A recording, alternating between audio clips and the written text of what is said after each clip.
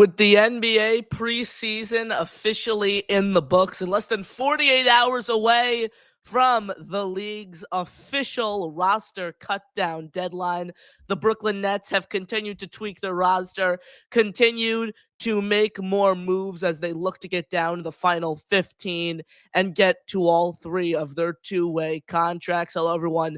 Welcome back here into another edition of the Brooklyn Boys Show, the BK Nothin But Nets podcast crossover style show. I am your host, Connor Long, joined as always by the great Gary, 3D Boxing, BK Nothin But Nets podcast. Gary, preseason is over. It is great to be with you. We're going to break down preseason. We're going to break down the latest roster moves and everything you need to know in Nets land. Last night was an interesting game, however, Gary. I had a whirlwind of emotions yesterday. I'm watching the game early on in the game. I'm like, God dang, this team is horrible. This is going to be brutal. And then they battle back. I'm like, you know what? This is going to be one of the seasons like last year where they just outwork teams and they win games they have no business winning. Yeah. And then I'm watching the end of the game. I'm like, nah, there's too many rookies. This team can't close out a game. I don't know, man. Like, we all know the season's not going to be good, right? Like we're aware of that. Yeah, we all know that. Not going to be good, but how bad is it going to be, right? Like, is it going to, and how bad do you want it to be? You know, I know that you're a tank guy, and I don't like I don't like using. Oh, you're an anti-tank guy? I'm an anti. I've been anti-tank for years now. Yeah, I'm not a tank guy at all. But to me, this isn't a tank year. This is like, they don't even do this in college sports anymore because of the transfer portal. But it used to be like years that you just have like 8 freshmen on your team. So we're going to be bad. Like it's a rebuilding year. Like that's, you know, and that's how I view this year for the Nets. It's not like I'm trying to lose games. It's just like I'm playing 5 rookies. I'm going to lose games, right? Because they're 19 years old. They don't know how to win basketball games. So, you know, LeBron James has been in the league longer than most of these guys that they drafted have been alive. Think about that. Crazy to think. And when you talk about the rookies and their performances last night, obviously Yegor Dioman, number 8 overall pick, made his preseason debut. And if you had watched that game, Gary, knowing nothing about his college career, that was the first time you've ever watched Yegor touch a court. You'd think that he shot the 3 ball at 40% during his time at BYU, not 29. Yeah. The smooth stroke from beyond the arc, the consistency from 3, and the overall impact he made in his Nets debut on both ends of the floor. I was a little iffy when they announced the fact that he was going to play because the plantar fasciitis tear that somehow no reporter got a hold of or reported throughout the summer is a pretty significant injury, and that's something that could be re-injured when you see him in a preseason game like last night. So I was iffy about the fact that he was going to be out there and potentially worried about him re-injuring that. However, the Nets get out of that game, no injuries, no injury to Dioman, and he gives Net fans even more hope for his future based on last night's performance. Yeah, I said, like, the biggest if factor with him is, can he shoot the ball? If he can shoot the ball, he's going to be a very good pro. You don't get 6'9", whatever we want to call him today, point guards who can shoot and handle the ball who aren't good NBA players. It doesn't exist, right? Like his floor, if he can shoot the floor, his ceiling, I mean, his floor is Josh Giddey. That's his floor. So, you okay there? You're freezing up a little bit. You got me? Yeah. You're freezing up a little I think my camera went out. I should be good now, though. Okay. Cool. Yeah, so this looks promising with how are we saying his name this week? Yegor Dioman. I'm never gonna get this right. Yegor Dioman. You know, he wouldn't correct people early on. Exactly. And then was too late. That we were too stupid to get his name right. Well, now I can't get it right. Now it's When Oscar De La Hoya won the gold medal, he said it's De La Hoya. Oya, the H is silent. Okay, got it. I mean, I'm still not going to call you that because I can't, but I got it. You corrected me right away. This is different. Like you waited until you were drafted, and now you want to change it? I can't. I probably wasn't going to get it right anyway. Now I'm really not going to get it right. Yeah. Absolutely. And when you talk about the rest of the rookies, Gary, and their performances throughout the preseason, we left the Nets' first preseason game, which I didn't even take seriously, against Hapoel Jerusalem at home, which was a non-NBA matchup for the Nets, a game where they dominated as they should have, as expected. And we left that game seeing some headlines. Ben Saraf, Brooklyn's new starting point guard. Is Ben Saraf going to supersede Yegor Dioman and Nolan Traore when it comes to minutes? The bottom line for me with Saraf, Gary, watching him from game 1 of the preseason through last night, he is way too inconsistent to be a starting point guard at the NBA level. You talk about possession in, possession out. He's a great passer. He has the speed. He can't put it all together, though. He can't convert inside the paint. Too many turnovers, too many fouls. Like, I still view this guy as an end of the rotation, borderline G League type player at this point. Yeah, and look, they're 19, and they weren't high first round picks other than Yegor, right? So these aren't guys that you would expect to make an impact right away. Joker's first year, he went back to Europe, and then he came over to the next year. Saraf has played professional ball since he's like 15 or 14 or something wild like that. So he's going to be a little smarter, a little ahead of the game. But like Traore and stuff, I mean, they're kids. They don't have a lot of NBA. They don't have any NBA experience. They don't have a lot of basketball experience. It's not their fault they don't have a lot of basketball experience. They haven't been alive that long, right? Like they're a couple years older than you. I was about to say, what are they? They're 5 years older than I am, Gary. Yeah, they're just, like I've worked in boxing my whole life. Like if I knew now at 42 if I knew at 25 what I do now, like it'd be completely different. But you're not around that long. You just don't have. It's not your fault that young people don't know better. They don't know better. They don't have any experience, and that's only going to come in time. Nolan Traore to me, like right now, if you say Gary, who's better, Saraf or Traore? I would say Saraf is better. If you had to draft one or the other, who would you take? I would take Traore because the upside is so much higher in Traore. He is so fast. He is a blur out there. Like he's John Wall fast. Like he is lightning quick. So look, he's got to finish out the hole and things like that. But it's all going to come in time, or maybe it won't. But now is the time to develop him, right? Like this season is lost, right? This isn't like the Mets season or the Jets season. Even like the Jets will be okay. They'll compete. By the way, let me ask you: who wins a game? Who wins a game first, the Jets or the Nets? Nets. I have them winning Wednesday. If they don't win Wednesday, it's going to be a run of losses because they got Cleveland, they got Houston. I will be there against Cleveland. And then who do they have after Cleveland? I think it's Atlanta. Is it Atlanta or is it? They got Atlanta. Yeah, it's Atlanta. Yeah, that is. They don't. I'm going to the Charlotte game too, by the way. Oh, you are. You're going to be there for opening night. Yeah. Is Dylan going to be there? Because I know that's his. Yes, that's the plan. That's the plan. So nice. Yeah, I'm going to be there. Dylan, I got your ticket if you need it. He's kind of. Well, if he comes down, we'll talk about it. But I got you. There we go. I'm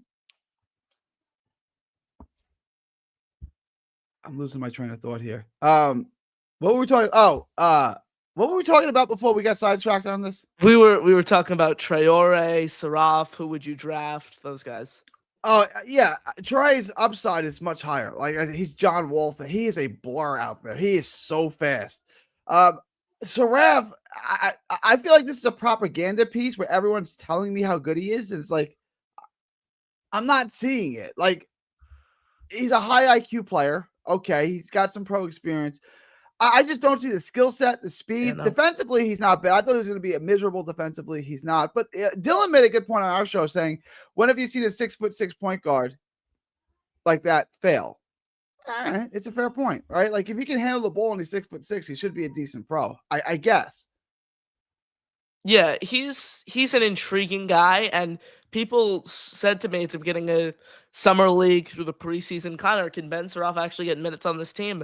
I say absolutely, because Jordi Fernandez has his group of guys who he really likes, who work hard, who he has developed and he has worked with for an extended period of time. And he seems to really like Saraf. Like last year, the golden child for Jordi Fernandez was Keon Johnson. It can be Ben Saraf this year. I'm prioritizing minutes for Nolan Traore. I'm prioritizing, of course, minutes for Yegor Dioman. And then we'll get into the two other rookies Danny Wolf, and I think the most intriguing one out of this class in Drake Powell, just because of that two-way versatility that he brings to the table, offensively, defensively, the athleticism, the catch and shoot ability. I think if I had to make a prediction right now, however, I think he would spend the most time on Long Island, and it's not because of his ability or what his ceiling could be at the NBA level compared to these other guys. It's just given the fact that there's a total logjam at his position, that 2 kind of through 4 area, the Nets play positionless basketball, so it doesn't really matter. But I'm comparing the guys the same size as them. So guy like Tyrese Martin, Jalen Wilson, Zaire Williams, Terrence Mann, those are 4 guys you can just rattle off right there who are probably going to get rotational minutes on this team. And where does Drake Powell slot in? That's the interesting question. He dealt with a hyperflex knee throughout the summer, so he was hindered there. We saw him appear in one preseason game, which happened to be last night. He's going to have to earn his minutes. So I think if I had to make a prediction right now, he would be the guy I have spending the most time on Long Island. No, I agree with you, right? But here's my issue. You traded for Terrence Mann to get the pick that you used to take Drake Powell. Yes. And now you're going to play Terrence Mann, who's going to help you win games, and not play Drake Powell, who you're going to send to Long Island. This didn't make any. It just like Terrence Mann when he got here tweeted how happy he was to be home in Brooklyn, and then deleted it 6 seconds later because he's like, "Oh, I'm gonna get traded," and then they haven't traded. You know, yeah, odd situation. Like this is gonna be odd when they trade me tomorrow. Yeah. And now he's here and he's gonna play, and you got Porter and you have Cam Thomas, and I don't really understand.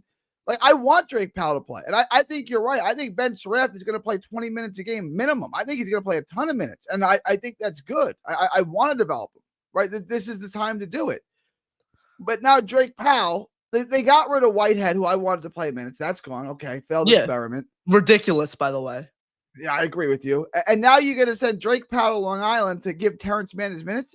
How does that make sense? Well, I just think they wouldn't trade for a guy and give a guy that much run in the preseason who they don't foresee in a rotational role. And we can sit here and critique what this team is going to do and who they're going to give minutes to, and giving minutes to vets over rookies, et cetera, et cetera. But at the end of the day, Jordi Fernandez, as we saw firsthand last year, goes into every game trying to win. And I think at this juncture, Jordi thinks that Terrence Mann gives the Nets a better chance to win than Drake Powell does when he is on the floor, and he's gonna make Drake Powell work for his minutes. Like, let's keep that in mind here. He was at a huge disadvantage compared to these 4 other rookies, these 4 guys who were drafted. He missed all of training camp. He missed all of summer league. He missed the vast majority of the preseason. Let's keep that in mind here as well. I'm prioritizing the development of Drake Powell over trying to win games with Terrence Mann. But Terrence Mann is a rotational NBA piece, and I think Jordi Fernandez is going to use him. No, I agree, but that's why he should be traded. It's the same thing as Schroeder. No one's taking that contract, though. No one can afford the contract. That's like the Nets pretty much had to eat money to acquire the first-round pick. That was the deal. Okay, you give us a first-round pick, a top 20 first-round pick, we will take on and pay your guy $30 million, 18, whatever it is, the next. Well, you'd have to take another contract back. You'd have to take a contract back for him, right? Yeah. But look, I do think like once somebody gets hurt, then he's going to get traded to that team. Like once a team loses a valuable player, like let's say Jordan Clarkson got hurt for the season a month in, that's where he's going to go, right? We'll take back that contract. I'm just using, I know that metaphor, but I'm just saying a guy like that, a bench player gets hurt, a vital bench player gets hurt, who's making $10, $15 million a year. Okay, who's on an expiring deal. You give that guy to me, I'll give you Terrence Mann, and we're done, right? I think that's what happens with Mann. But like, it's something, I think Terrence Mann's a quality player. I just like, I don't understand why he's here. Like he gets us further away from our goal, which is to play the rookies. Like if we win games because Ben Sherratt goes off, cool. Good. Perfect. If we win games because Terrence Mann goes off, it's like I don't understand why we're doing this. You know what I'm saying? Well, they did do that last year, and they traded all that's the my vets point. eventually. They traded all the vets eventually. Like, what they did was build up Dennis Schroeder's trade value, and the Nets started 9-10 last year. Dennis Schroeder They didn't have any rookies last year, Connor. They didn't have any. That's my point. Dennis Schroeder was the starting point guard on that team, and they ultimately built up his value enough where they could trade him and get, a pretty penny in return for a veteran like that. That's where I think the discrepancy comes from this year to last year. This team had veterans who were really helping the team in the beginning of the year. Cam Johnson, DFS, Dorian Finney-Smith, Dennis Schroeder, guys like that. The Nets really don't have that. And I think Michael Porter Jr., I think he's a very, very good player. I just wonder how he's going to look without Nikola Jokic, without a point guard like Jamal Murray, and how he's going to fit in. Gradually, the percentages and his efficiency are going to drop because he's going to be taking more shots. He is going to be taking more opportunities and chucking up more shots from beyond the arc. But I'm just intrigued because this is going to be the test. Michael Porter Jr. has been in the league for 7 years now, I believe it is. I think this is going to be the first real time where we see who is MPJ, the player, without Nikola Jokic, without Jamal Murray, where he's the lone wolf on the court playing with Cam Thomas, a ball-heavy, a ball-dominant guard, and Yegor Dioman, a rookie facilitator. I think this is going to be a very interesting test for MPJ this upcoming season. Yeah, I wanted to play him. I wanted to play, I don't, and it's kind of positionless, but play Saraf, a ball handler, play Yegor, a distributor, with Cam Thomas and Porter, who both hate to pass, but play all four of them together with a big, right? With Sharp or Claxton. That's the lineup I want to see, right? Because you got two guys who won't pass the ball and two guys who are excellent at passing the ball, and then you're big. Yeah, I think I agree. This is going to be Michael Porter Jr. shot. Like we always talk about, what would Klay Thompson be without Steph Curry? Some people say he'd be an all-star. He'd be at 30 a game. Some people say he wouldn't be anything, right? And we never got to find out. It's way too late now, right?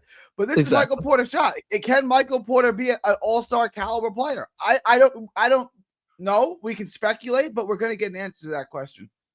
Certainly. And now, Gary, I want to move over to some of the roster moves that Brooklyn has been making these past few days, and hopefully we can get some roster moves to break on the show, because obviously the NBA's official cut down day ahead of the season, less than 48 hours away. The latest moves for the Brooklyn Nets is that they have waived power forward / center Grant Nelson and Hunter Kator, who is an interesting player who I think is 24 years old, who spent 5 years. That's a basketball player. You told me, right? Correct. That's a basketball player. Yeah, exactly.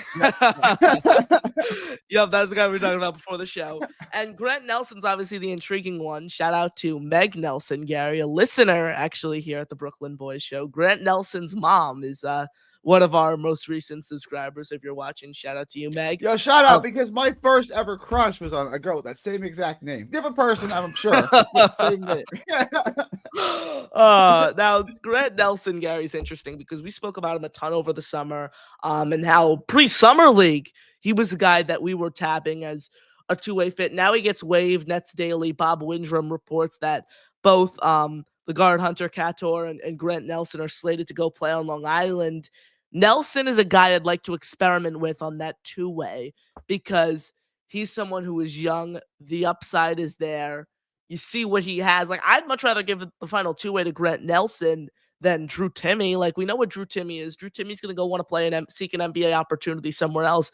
Give it to the athletic big who can fly, who can shoot from three, who's efficient from the field, and that's Grant Nelson for me. One more thing I will add here. What the hell is EJ Liddell doing on a two-way contract right now? That guy is worse than Tosan Iwoma, and I didn't think I'd find myself saying that. He's on the Knicks now, right? Tosan is, yes. He's on a two-way with the Knicks. He's on a two-way with the Knicks. Yeah. Okay. Have fun. Yeah. It's like they picked Xavier, the Giants took Xavier Gibson. I was like, have fun. 5 minutes later, he was cut. And now the Knicks get this guy, get Tosan from Walmart. Like, have fun. Like, he didn't make our team. Think about that. Yeah, why are you giving him a two-way deal? And I saw some of the headlines when they signed him. It was like, Knicks add ascending Princeton star on two-way deal. I don't know. Tosan from Walmart. He's all yours. Exactly. I wish you the best. Yeah, you can have him.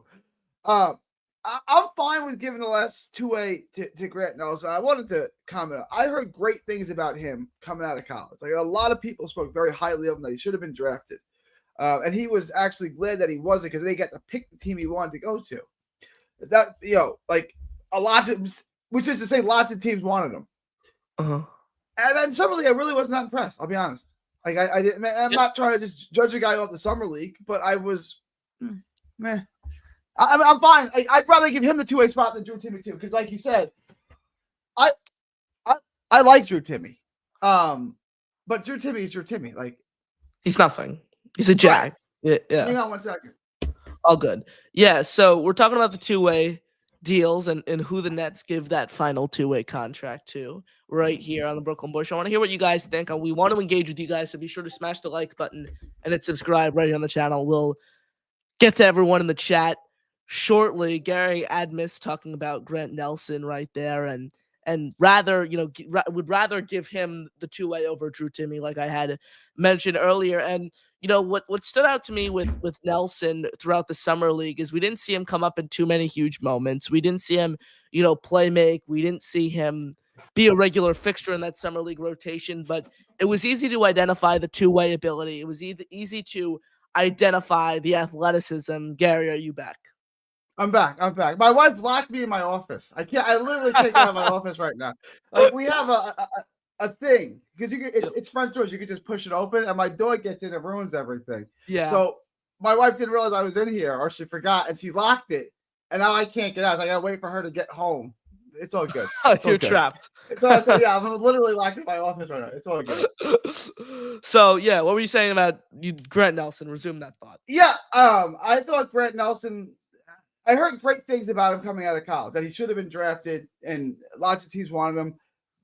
But then in the summer league, he wasn't super strong. He wasn't, I didn't see it. So I'm happy to give him a shot. Like, I mean, whatever. It's that kind of season. Maybe, maybe everyone else was right. Everyone that spoke highly of him, maybe they were all right. I don't know. Absolutely. And is there anyone else you're tapping over these next few days to watch, these next couple days before rosters do ultimately become official? The Nets missed the waiver deadline with Tyrese Martin and Jalen Wilson. So it's looking like there is a chance the Nets roster both Martin and Wilson, which I just find laughable. I don't understand why you'd roster either of them. They're not good. Like, I don't know what we're doing here. Like, why do we want these guys out there? Like, I don't understand why Martin at 26 or 27. How old is Tyrese Martin? 26. He's not young. 26. Why is he more valuable than Derek Whitehead? Like, someone explain that. Thank you. Exactly. He's like Caleb Daniels, Gary, your guy from the summer league. Do we know where he is now? I don't even think he got a camp invite. Yeah, no, he did not. He wasn't even an Exhibit 10 guy. I mean, Tyrese Martin, I don't think he's an NBA caliber player.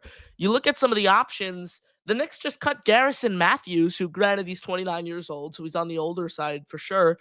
But he's led the league in corner 3-point percentage over these past 2 years. Like, I'm taking a guy like that over Tyrese Martin, Gary. I don't understand the Martin hype. I don't understand the Jalen Wilson stuff, other than the fact that he is a leader on this team, and he led the team on the team. Played the most minutes, and still does not have a career dunk, which is hilarious. Scary. He's 6'8", 6'7", 6'8". He can't. It's not like he's 5'11". He's 6'8". You can't finish one time. Get the rebound and go back up. Exactly. Like JJ Redick has a dunk. Kyrie Irving has that nasty putback, right? Like, you can't, not one time. You're 6'8". Really? Okay. He's somewhat athletic, and again, you're choosing this guy over Derek Whitehead, which is just so crazy to me, because Sean Marks is a guy who wants to be right and wants to hit on his draft picks. So I think it's ridiculous that he moves on a first-round pick just 2 years after. Like, he literally spoke to reporters last year and compared his recovery to Karis LeVert's, and now you're cutting him? Like, that doesn't make sense to me. There has to be something behind this. Maybe he just wasn't right for this organization. The Nets Maybe it was, a problem in the locker room. Maybe it was something like that. Like, I don't know, but it does not add up. It's like the Jets cutting Leonard Taylor the third, Gary. It's like it just does not make sense to me at all. I'm with you. And this is what is so frustrating about Sean Marks. Like, this is what is so frustrating about the situation. No one seems to think that this makes sense other than him. Right? Like, I haven't talked to one person who ever said, "Oh yeah, the NBA draft, you guys killed it. Cutting Dariq Whitehead, that made a lot of sense." Like, no one, like, just befuddles everyone else. Like, it's like he's trying so hard to be the smartest person in the room. You always, if you play fantasy football, you always see someone like this. Like, they'll take somebody, like, you have them projected in the 14th round. It's like, you know what? I'm gonna take this guy in like the 12th round. And then that person takes him in the 3rd round. It's like, yeah, that's a good pick 3 hours from now. Like, what are you doing? Right? Yeah, like, exactly. That's how I feel about Sean Marks. Like, he's trying so hard to be the smartest guy in the room. It's like, let's not overthink these things. But here we are. Absolutely. I mean, when you talk about getting down to the final 15 on the Nets active roster and the moves that they're gonna have to make, I feel like they're gonna have to cut one of Wilson or Martin. I really, really do, unless they find a way to, make kind of Haywood Highsmith expandable and, his injury kind of push him off to the side and they can create an extra roster spot there. That's that's the guy I'm interested in, Haywood Highsmith. What do they do with him? And I think another potential surprise cut who I am not advocating for whatsoever, but someone who I wouldn't be surprised if the Nets move on from before Monday. That's Kobe Buffkin, Gary. He did not, I don't think, show enough to Jordy Fernandez and Sean Marks throughout the preseason that is going to, I think, warrant him being just an outright roster lock. So I think Kobe Buffkin, Net fans, you like it or not, he's someone who could be expandable. I talked to Dylan about that too. Yeah. I'm sorry for these distractions. All good, Gary. Yeah. Kobe Buffkin, I don't think his roster spot is secure. Like, I could see him being a starter. I could see him being a bench guy. I could see him being cut. I don't know what they make of him. I don't know how they evaluate him. I don't know. But yeah, they got him and a 2nd round pick, right? They got a 2nd round pick. That's why they brought him in. I thought when they brought him in, they wanted to see what they had in him. It doesn't seem that way. It seems like they brought him in just to get a 2nd round pick. Yeah, I mean, and that's another guy, total logjam at his position. You have Yegor Djelman, Ben Saraf, Nolan Trayor, Cam Thomas, all these different guys who are going to eat up so many. Tyrese Martin, another guy you could throw in there. There are so many players that are going to eat up minutes over him. You just wonder, where does he fit? And when you talk about the final 15, the locks, you have the 5 rookies. Then you have Nick Claxton, you have Cam Thomas, you have Jalen Wilson, so that's 8. Noah Clowney, 9. Day'Ron Sharpe, 10. MPJ, 11. Terrence Mann, 12. Tyrese Martin, 13. Haywood Highsmith, 14.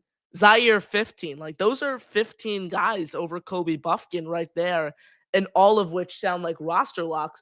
So I think one of Martin or Wilson would have to go in order for Buffkin. Right, so Martin, Wilson, or Buffkin, one of those 3 is gone. I don't know which one it is, but I think it's Buffkin. Those 3. I really think it is. I think it's.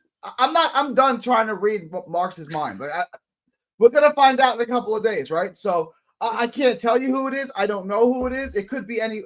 I don't think it's Jalen Wilson. They clearly like him. So to me, it's either Buffkin or Martin, and A, because they love Wilson, and B, because, well, how many guards are you gonna have? So if you're gonna get rid of them, you're gonna get rid of one of your guards. So to me, that's either Martin or Buffkin. They kind of fill the same space. One of those guys are gonna go. I don't know who it is. I guess I'm done trying to read Sean Marks' mind. I'm trying. Yeah, it's a really, really interesting situation because, like, this Nets roster is jam-packed and it doesn't have much talent. Like, that's the funny part. Like, we're talking about these crunch time roster decisions with guys who are probably going to make little to no impact on this team. So, I mean, is Buffkin a guy you can bring back on a two-way? Actually, no, I don't think he's two-way eligible, right? He's been in the league for too long. Kobe Buffkin. This is year 3 for him, right? Help us out in the chat. I think this might be year 4 for Buffkin. Correct me if I'm wrong. No, this is year 3. So he would be he's still, but is Kobe Buffkin two-way eligible? He has to be, because this is only year 3. So he would have to be eligible. Yes, Kobe Buffkin, but he's got a guaranteed contract though. He's first round pick, wasn't he? His contract is guaranteed. So he is on a guaranteed contract then. Yeah. So the only way where they could somewhat make this work is cut him and then re-sign him on the 2-way. Or cut him and sign him to a 10-day. Like, that's the only way he could stick around if they tried to cut him. Well, otherwise they would just waive him like they did. It would be the same thing as Whitehead. Yeah, so but I'm saying if they wanted to retain him on the 2-way, they would have to waive him on his current deal. And then he would have to clear waivers. Yeah, clear, and then they could bring him back. I don't think he would. Someone would pick him up. No, he wouldn't clear waivers. You don't think so? Yeah. No, he wouldn't clear waivers. Yeah. Right.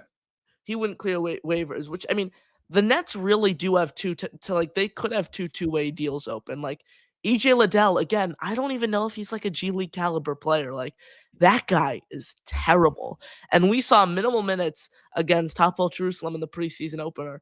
He's not very good. Neither is Tyson at the end. Like, I think that's an area where the Nets missed the mark this year. Like, I think they had a poor utilization of these 2-way contracts. I agree. I just think it's a poor utilization of most things. I don't like we can talk about Marks is an overrated drafter. I just think it's I don't think Marks is good at anything. I don't think he maximizes anything. I think every move he makes is pretty bad. Yeah. It's hard to argue for sure. Questions, comments. I think he's honestly worse than I thought Joe Douglas was as a GM. I really do. And you know how I thought about Joe Douglas. I think he's that bad. I don't understand what he does that's good. Like, nothing. Yeah. When we say he's a great drafter, what we actually mean is he got Jared Allen. Is that Jared Allen fell to him? That's actually and then he traded Jared Allen. Yeah. Well, he got Harden for him. So yeah, I mean, I know, yeah, for sure. I'm not saying like he wasn't a franchise altering piece for the Nets. Right. Then you say Cam Thomas. He didn't want Cam Thomas, and he still doesn't want Cam Thomas. So you know who doesn't think Cam Thomas is any good? Sean Marks, who drafted him, right? So when we say that he's a great drafter, what we actually mean is that he drafted Jared Allen. There we go. Questions. That's all that means. Questions, comments, thoughts, throw all those in the chat. Gary and Connor right here with you guys on the show. We'll wrap with a Q&A segment. So load all your questions, comments, thoughts up in the chat. We will get to those. Yovan says, why reach in the draft to get G League guys when could have gotten a slightly older NBA ready player like Nick Clifford? Like Nick Clifford, Rasheer Fleming, all those guys. Yeah. We were banging the table for them over Danny because he just wanted to take 5 stabs at it. Hopefully one hits. That's I can't think of any. Why would you do this? Right? Like, it doesn't make any sense. You can't develop 5 rookies, which tells me you're just looking to find 1 or 2. And that you wasted the other picks. It's like, this is dumb. Yeah, no, there's no like, and the thing is, all 5 of these rookies can't play together. Like, you can't make a starting lineup with all 5 of these guys. But the intention wasn't. The intention was to get 1 guy or maybe 2, I guess, who are good, and the other 3 are just wasted picks. It's like, this is not a strategy. This doesn't inspire confidence. It's odd, very, very, very odd. Yeah, I've never heard one person say, "Oh, this is a good strategy." Well, we'll find out how it works out, right? Like, okay. Jason says projected starting lineup for opening night Wednesday. Yegor, Cam, MPJ at the 3. I don't know. I'd say MPJ at the 4, Claxton at the 5, and then I'm gonna circle back to the power forward position. That's the tough one. I'm looking down at the roster right now. I'll say Zaire at the 3. I'm going to say Terrence Mann at the 3. Okay. Porter at the 4. Very small, very undersized team. Going to get killed on the glass, but it's athletic. I mean, you could technically find a way, I think, to put Saraf and Tioman in the same starting lineup, but I don't think that would work. You for sure could. So I think we all agree, Yegor, Agor, Igor, Demon, Dioman, whatever we're calling them, Cam Thomas, Porter, and Claxton are 4 starters. The fifth guy could be anybody because you can move those guys around, right? You could play Jaeger at the 1 or the 3, right? So you could put another point. You could put Saraf in at the 1 and you play Jaeger at the 3, or you could put Jaeger at the 1. You could put Terrence Mann at 3. You could put Clowney at the 3, 4. However you would do. Like if you played Clowney and Porter together, I guess technically Porter would be the 3 and Clowney would be the 4.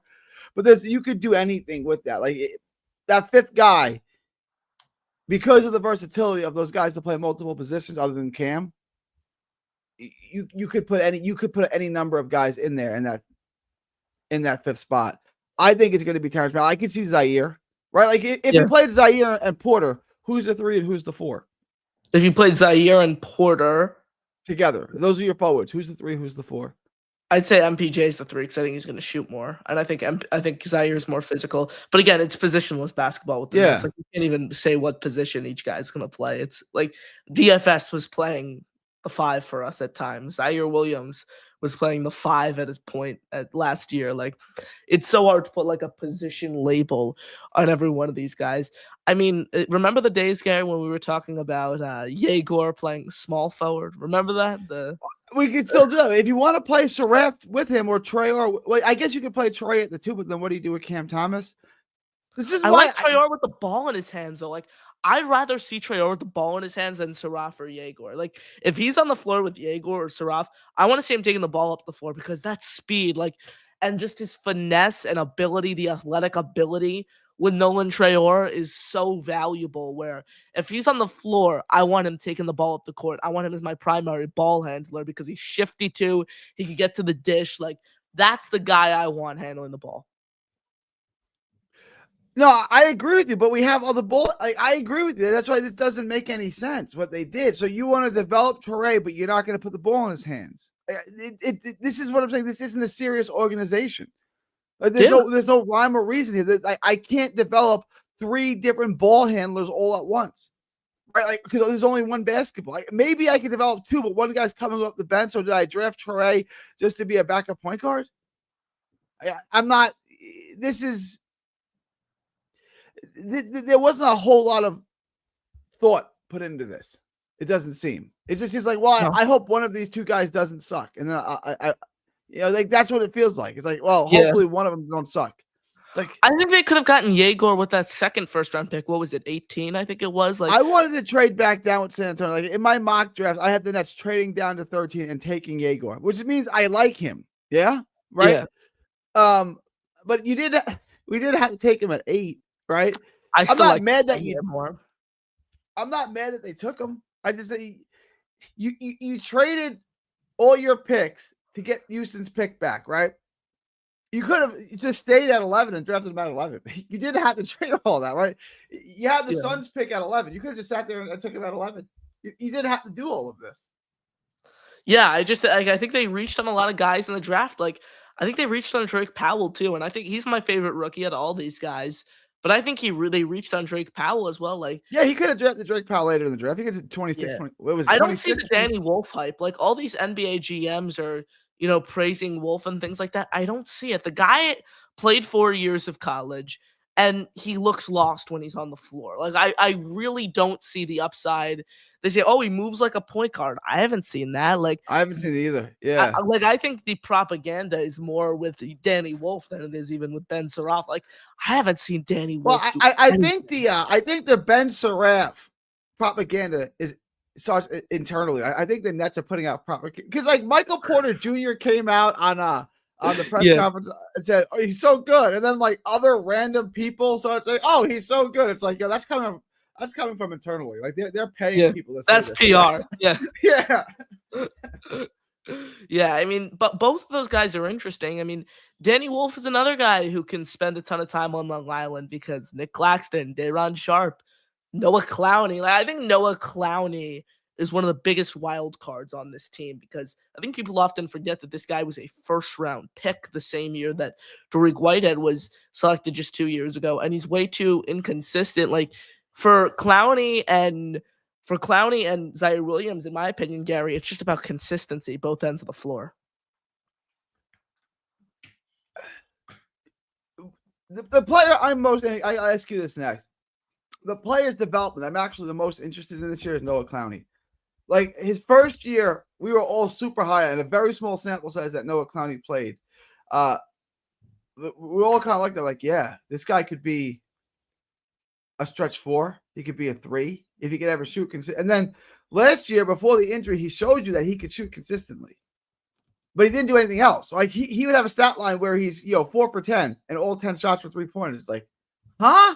Like I wanted to see if you could do that, but I wanted to do all the other things too.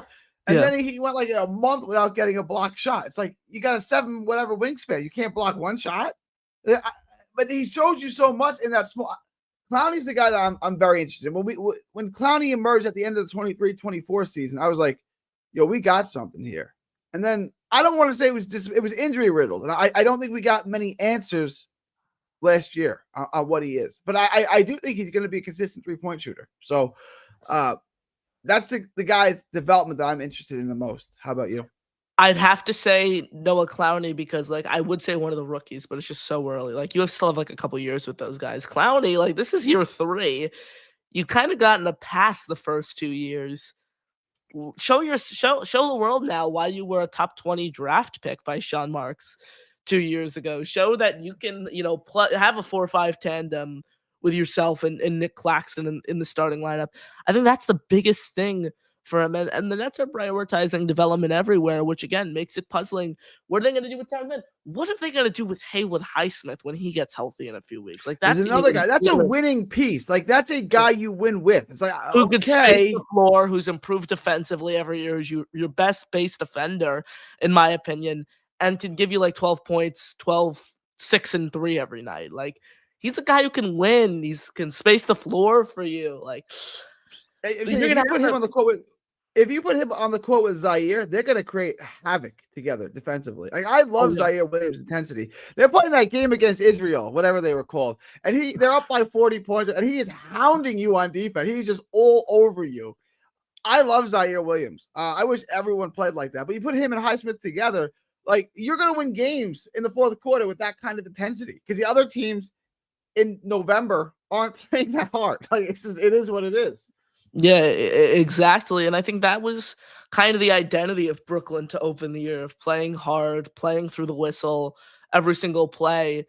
Again, I just don't think the roster is as talented as it was last year. Like, I just don't think you have those same pieces to win early on. Like you don't have a Dennis Schroeder, in my opinion. You don't have a Dorian Finney-Smith, in my eyes. And with Highsmith, if you want to get anything in return from Gary, you're going to have to play him.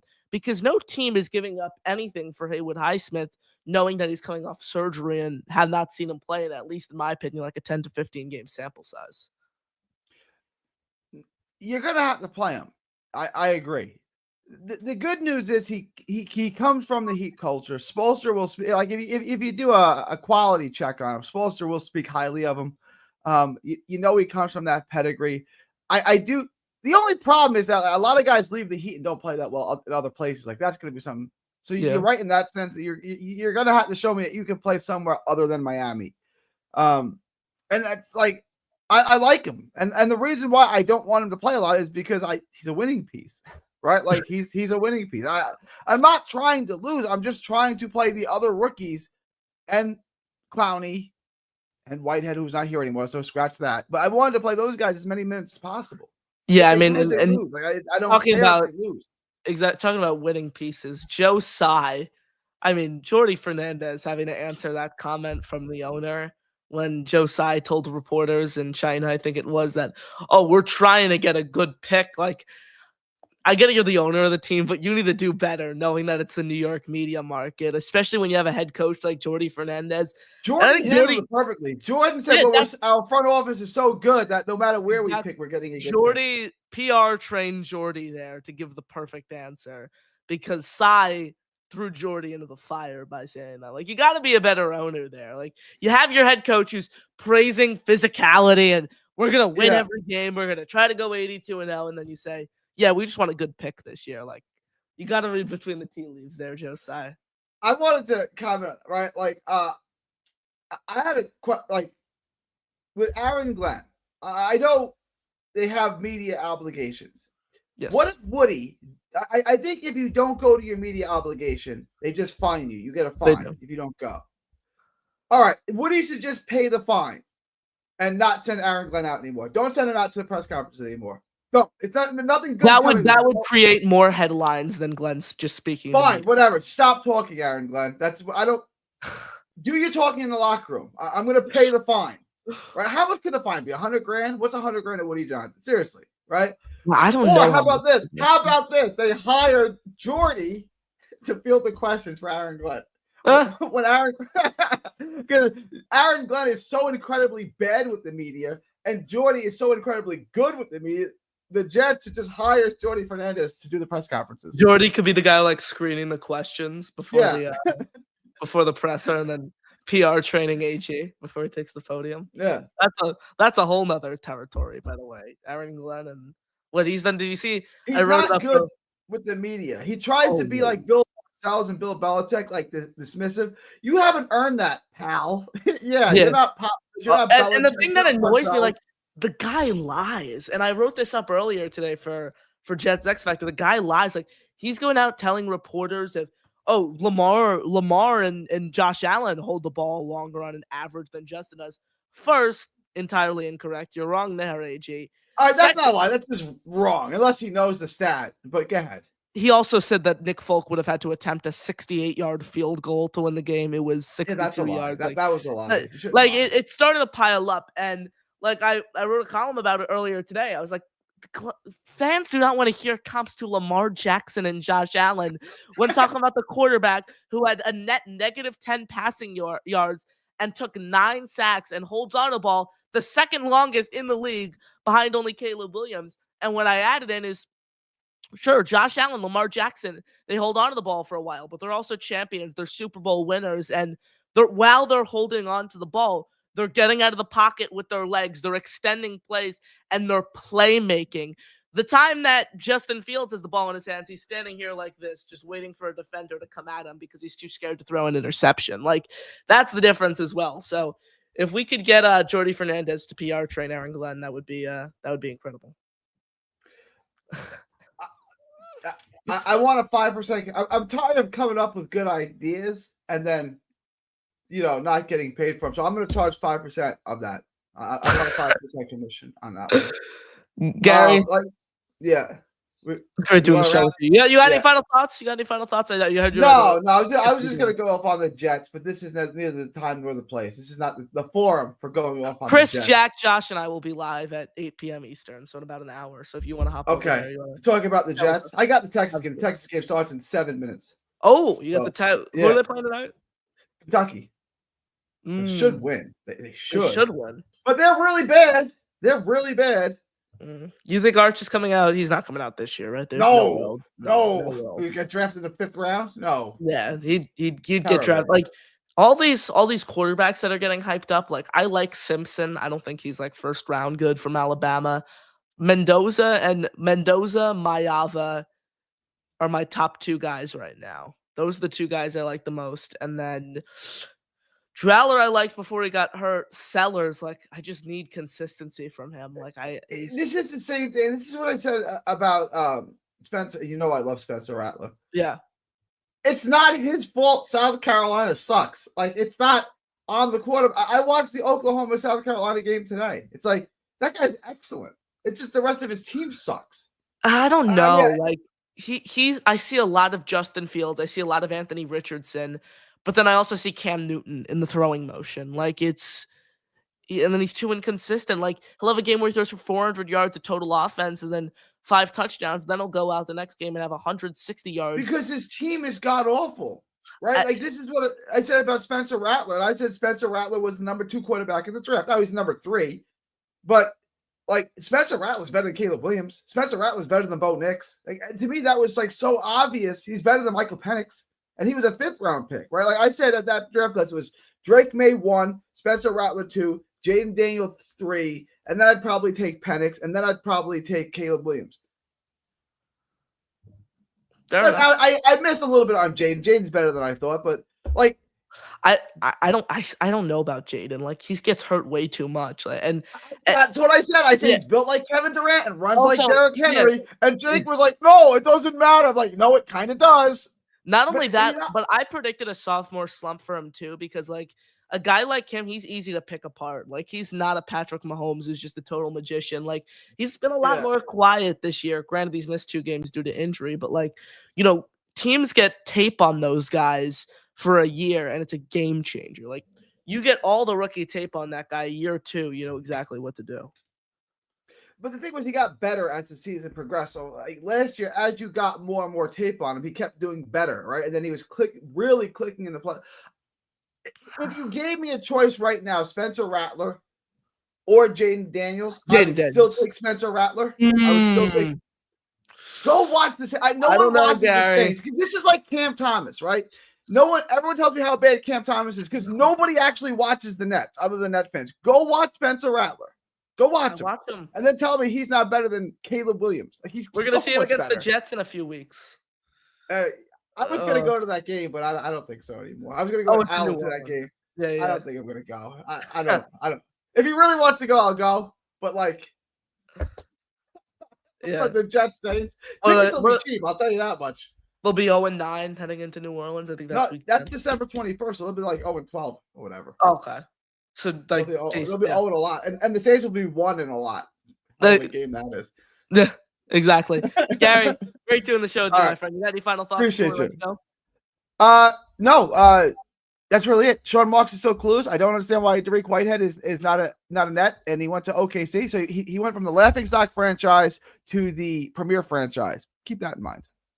Gary, you're the best. Thank you all for joining us right here on this Saturday evening. For Gary, I'm Connor saying have a great rest of your evening, everyone. And as always, go Nets, baby. Peace out, folks.